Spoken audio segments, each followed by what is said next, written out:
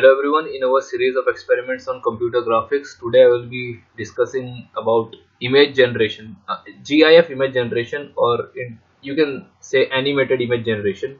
So my target here is to create an animated image, like in drawing an object and making it move. So to start with, I will be using this display man function to draw my object. My object is just a lollipop man. So these are the basic WinBGI functions I'm using, like a circle to draw the face and some lines to draw the neck, hands and body. You can see that that object will actually look like something like this.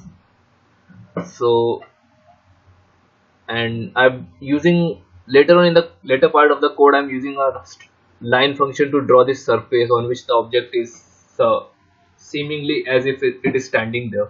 It will be the surface on which it will seem as if it's walking on it. So just to show you a demo, I have a video of how it will be moving. So you see the legs are moving and the object is changing its position.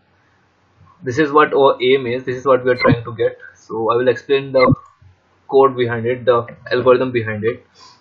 So what I do here is, first of all, just in this while loop, first of all, for every frame I'm using the clear device function, so that whatever output was for the previous one will not occur in this frame. So each time I'm just clearing my frames, and once the frame is clear, I'm drawing I'm using this display man function.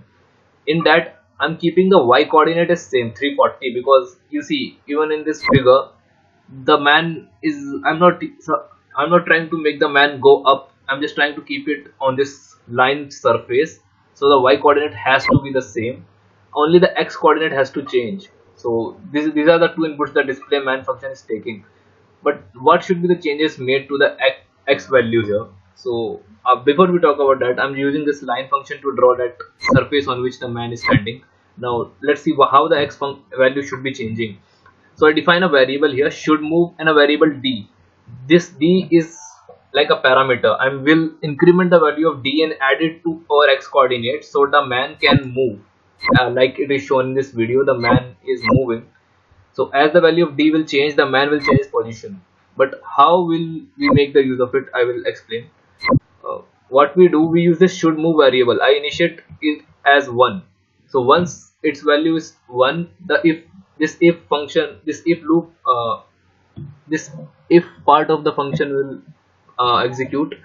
So I've kept a barrier on d that it should be less than 20, because that's because our very screen has a limitation. This window has a limitation. It can't go, or coordinates can't go past that window.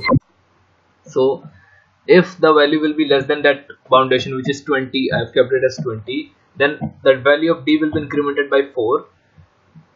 And while the value is less, while our conditions are met, what it will do, actually, if you look at the diagram, the video, it doesn't move continuously, it doesn't keep going, it takes a halt. Like its legs, if you take a look at the legs, they bend in and they bend out, they are changing the positions, so they take a halt in between.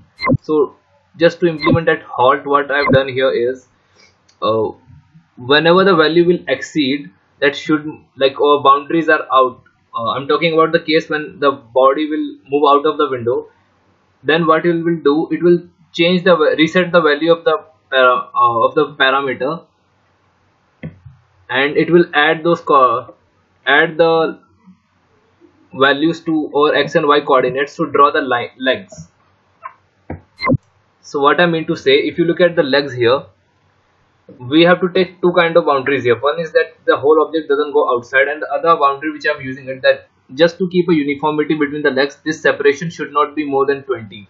So to keep track of that, not exactly the separation should be 20, but the separation should be constant. So to keep track of that, we have to keep a check on the d value, that whatever increment we are making should not exceed a too large value, because then the legs will spread apart too much. So the concept of spreading the leg is that while it moves, the legs actually uh, first bend in, then they bend out. So what I mean to say is that this middle part of the body This coordinate stays the same, but the other two ends which represent the legs, they change their value. So we will be adding this d value to change that only. So whenever the variable of should move is having a value high, then our body should be moving.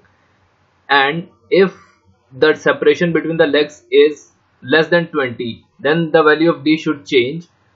Otherwise, if the separation has reached its limit, then we will just change our, when the increment is sufficient, like the increment has reached 20, then our legs, the end point of our legs should change their value. They will be spread out. So that's what we are doing here. We are changing the x coordinates of both the feet so that they, once they are in a bend in position, they will spread out because this d value will be added to them. That's what we are trying to do, and I think that's pretty much all. So thank you for watching this video.